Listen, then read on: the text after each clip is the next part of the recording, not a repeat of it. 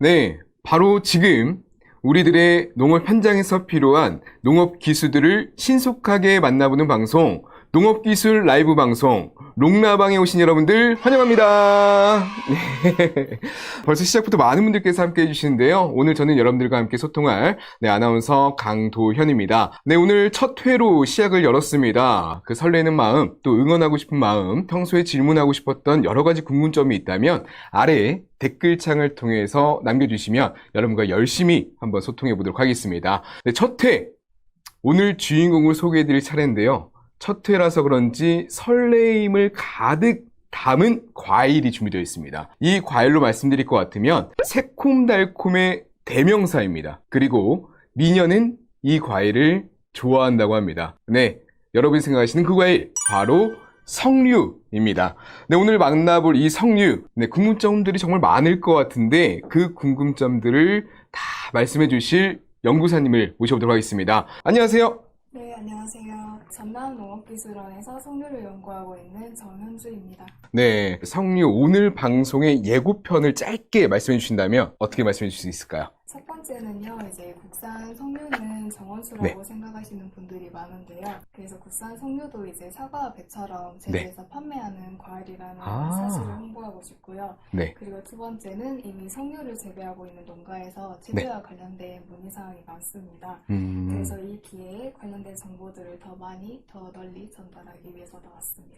많이 궁금해하실 것 같아요. 왜냐면 석류는 대부분 이제 수입사인 줄 알았는데 국내에서도 또 재배가 이루어진다는 점, 또 어떻게 재배를 이루어질 수 있을지 오늘 한번 기대해 보도록 하겠습니다. 석류를 좀 소개해 볼까 하는데요. 질문이 들어온 것 같은데 저랑 또 같은 생각을 하신 것 같아요. 석류의 원산지가 저는 이란으로도 생각하고 있었거든요. 석류의 원산지 또 어디에 있을까요? 네, 석류는 이제 이란에서 시작해서 인도 북부를 거쳐서 히말라야를 연결하는 중앙아시아가 원산지인데요. 네. 넓은 기후대와 다양한 토양 조건에서도 잘 자라서 지중해 연안과 아시아 그리고 미국 등 다른 지역에서도 재배하고 있습니다. 뭐 꼭 인도뿐만 아니라 다양한 지역에서 재배가 되고 있다고 하는 것 같은데 그렇다면 또 품종도 또 다양할 것 같아요. 네, 나라마다 이제 재배하는 품종은 조금 차이가 있는데요. 네. 전 세계적으로 약 500여 종이 있는 것으로 알려져 있고 상업적으로 판매되는 품종은 20여 개 정도입니다.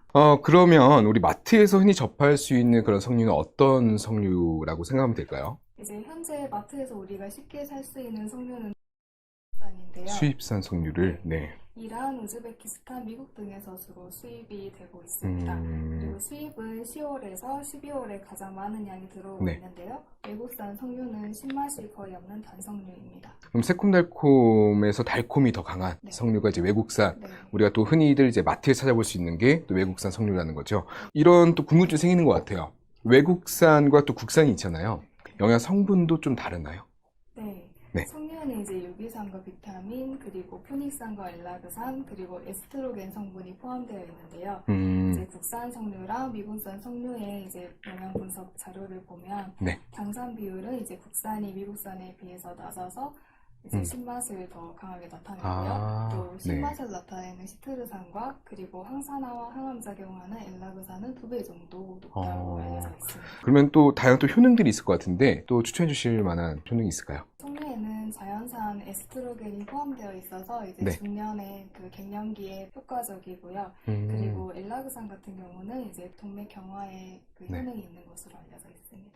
이어서 또 질문을 또 들어왔는데 이 질문 한번 드려보도록 하겠습니다. 석류는 씨가 너무 많아서 먹기 불편하다고 말씀해 주셨는데 저도 참 공감이 많이 돼요. 어떻게 생각하시나요? 네, 저도 같은 생각입니다. 그래요? 석류 씨를 좀 어떻게 할 수 있는 방법이 없을까요? 일단 석류 한 개에 들어있는 씨는 200개에서 많게는 1,400개 정도가 되는데요. 너무 갭이 차이가 많이 나는데 보통 국산에서 재배되는 씨는 몇 개 정도 될까요? 네, 약간 200개 정도. 200개 정도. 외국에서 재배되는 씨는? 1,400개? 그럼 국산이 훨씬 먹기가 좀 수월하긴 하겠네요. 네.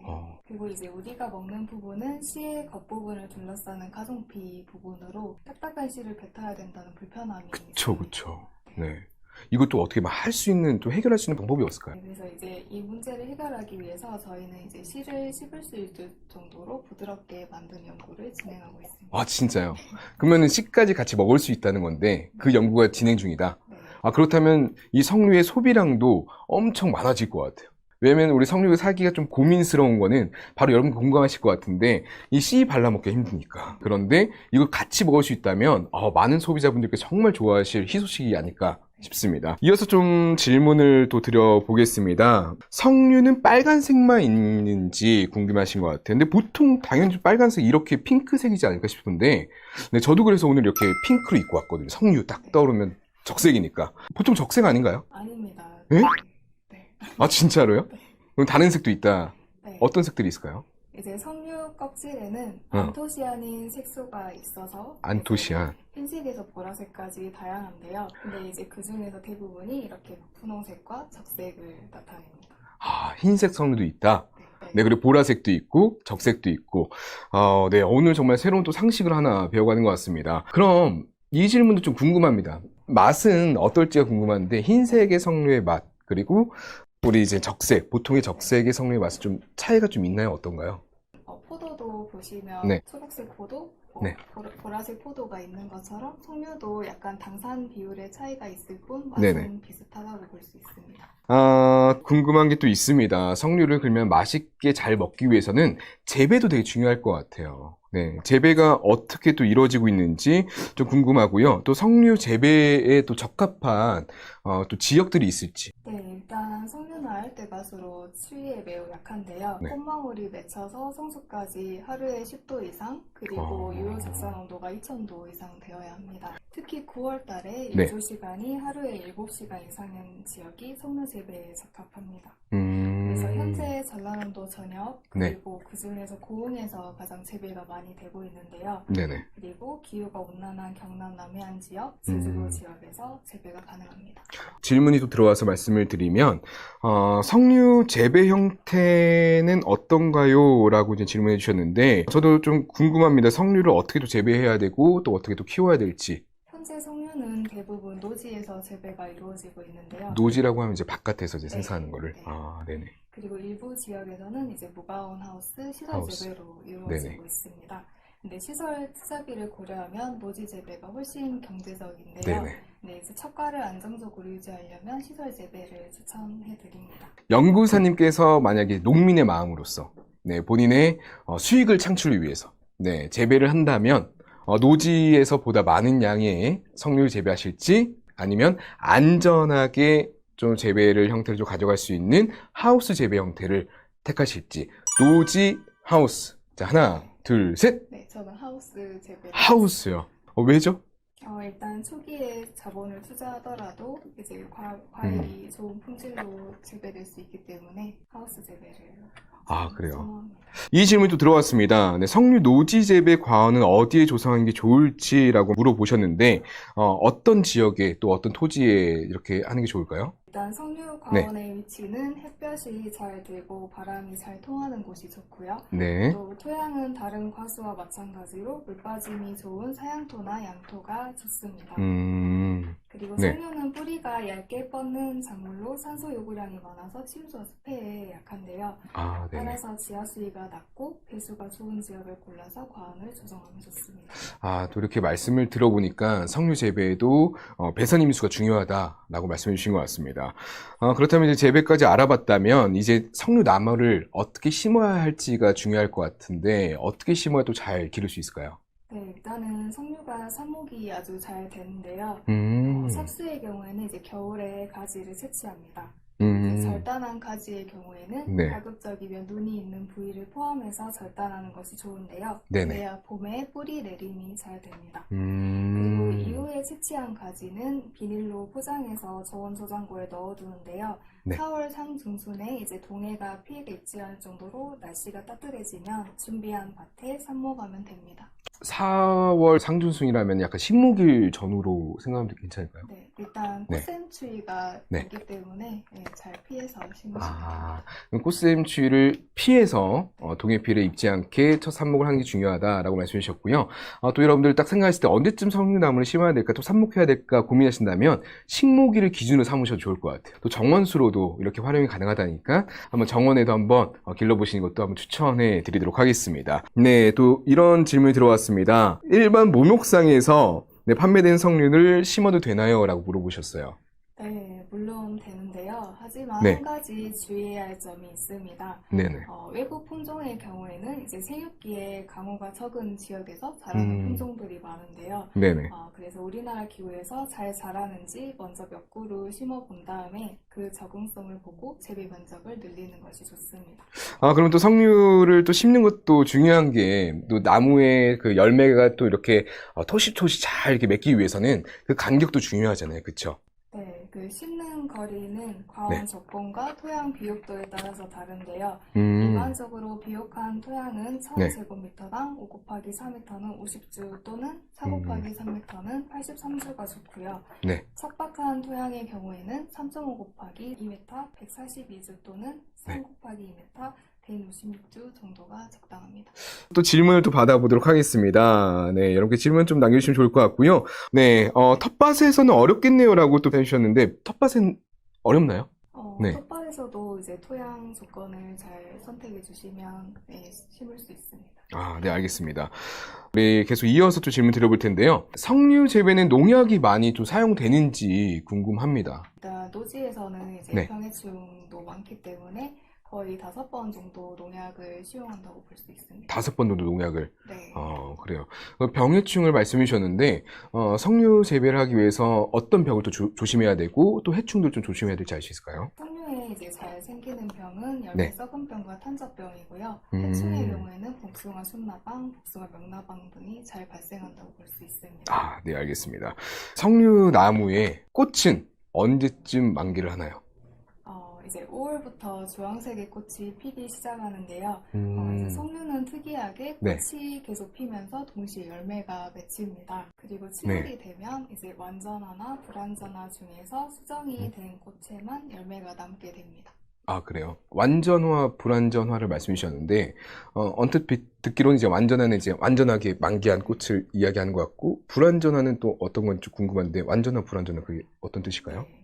완전화는 이제 자방과 암술이 발달한 장주화로 열매가 잘 맺히는 꽃이고요. 그리고 불완전화는 자방과 암술의 발달이 미숙한 단주화로 열매가 잘 맺히지 않습니다. 그러면 완전화에만 꽃이 피는 거겠네요. 네, 그렇습니다. 이건 뭐 개인적인 질문인데, 꽃이 뭐 어떻게 생겼는지 알 수 있을까요? 네. 일단 완전화의 경우에는 전체적인 모양을 봤을 때 원통형의 모양이고요. 네네. 그리고 불완전화의 꽃 형태는 약간 원뿔 모양으로 쉽게 판단할 수 있습니다. 그럼 이제 완전화를 생성을 하는 게 중요할 것 같아요. 근데 불완전화를 좀 줄이고 완전화를 이제 많이 가져가 열매도 많이 맺는다는 건데, 완전화를 좀 잘 생성할 수 있는 그런 방법이 있을까요? 네, 이제 농가에서 전정이나 기비시용 피복 같은 방법으로 이제 네. 좋은 환경 조건이 되면 완전화 비율을 높일 수 있습니다. 네, 알겠습니다. 질문을 또 보도록 할 텐데요. 안타까운 질문 좀 해주셨습니다. 작년에는 꽃도 많이 피고 열매도 많았는데 올해는 너무 적어요라고 말씀해 주셨어요. 이게 이유가 있을까요? 네, 일단 석류나무의 꽃은 달리는데 이제 다른 해에 비해 착과량이 적을 때가 있는데요. 네네. 이제 3가지를 확인해 보셔야 합니다. 네. 네, 첫째는 일조가 부족하면 이제 광합성이 안 돼서 열매가 잘 달리지 않을 수가 있습니다. 이때에는 여름 전정을 통해서 이제 네네. 일조를 개선해 줘야 하고요. 네. 또 둘째에는 개화기에 비가 계속되면 개와 매개의 곤충의 활동이 저해되고 또 화분이 빗물에 식혀서 네. 이제 착과에 영향을 줄 수 있습니다. 그러면 일단은 뭐 비도 조심해야 되고, 네. 또 일조량도 굉장히 중요하다고 말씀해 주셨는데, 만약 일조가 잘 안 될 때는 좀 이렇게 저희가 좀 대처할 수 있는 방법이 또 없을까요, 혹시나? 석류는 이제 겨울 전정보다 여름 전정을 주로 하는데요. 네네. 네, 여름 전정을 통해서 이제 일조를 좀 더 개선해주는 방법이 있겠습니다. 그럼 비에 굉장히 또 약하니까 장마철에 잘 또 네. 주의해야 될 것 같다는 생각이 네. 듭니다. 팁을 또 주신다면, 네. 그래서 개화기에 이제 비가 많이 오기 때문에 네네. 시설 재배를 권하고 있습니다. 시설 재배를요. 알겠습니다. 또 질문을 한번 받아보도록 하겠습니다. 작년에 동해로 큰 피해를 입었는데 동해 피해를 예방하는 방법 좀 알려주시면 좋겠다라고 말씀해 주셨는데요. 동해 좀 약하다고 들었습니다. 석류나무가요. 동해 피해를 그러면 예방할 수 있는 방법, 어떤 방법들이 있을까요? 이제 동해 피해를 예방하기 위해서는 생육 중에는 이제 병해충 방제를 잘해서 수세를 강하게 유지를 해줘야 되고요. 또 이제 낙엽이 진 후에는 네. 주간 부위를 볏짚으로 싸주거나 또 주간 부위를 30cm 정도 복토했다가 봄에 제거해야 합니다. 네네. 또 겨울철에 과습하지 않도록 과온을 관리해 주셔야 합니다. 제가 듣기로는 좀 어렵지 않을까라는 생각이 드는데, 그래도 이제 이 관리만 잘 되면 싱싱한 돈 열매들을 맺을 수 있다. 알겠습니다.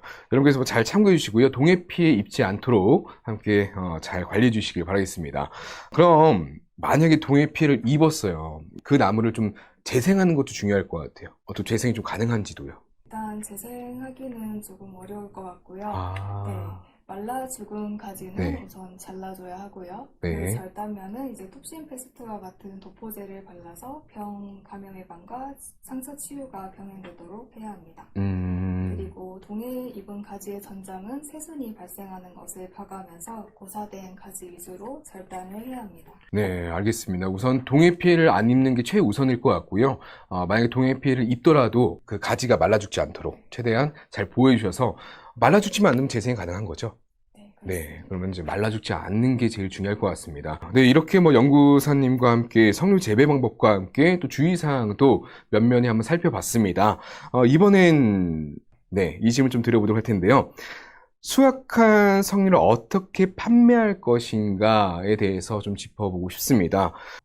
일단 석류는 묘목을 심으면 3, 4년째부터 결실이 되는데요. 잠시만요. 수량은 평균적으로 한 주당 3, 40kg 정도 됩니다. 꽤 많은 양을 또 수확하는 것 같아요. 네. 그러면 언제 정도 이렇게 판매를 하고 또 어떻게 또 출하가 또 되는지.